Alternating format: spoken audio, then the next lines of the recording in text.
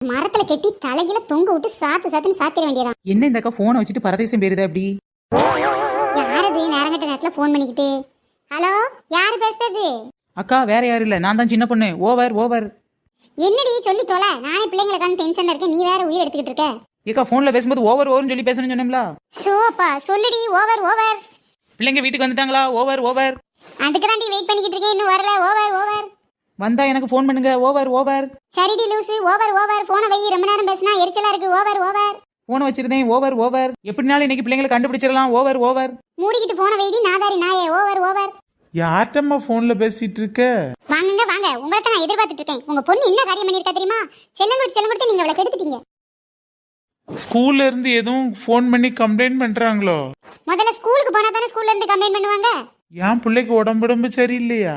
இவ பக்கத்து வீட்டு பசங்க எல்லாரும் சேர்ந்து ஸ்கூல்ல இன்னைக்கு போய் சொல்லி குற்றாலம் இருக்காங்க.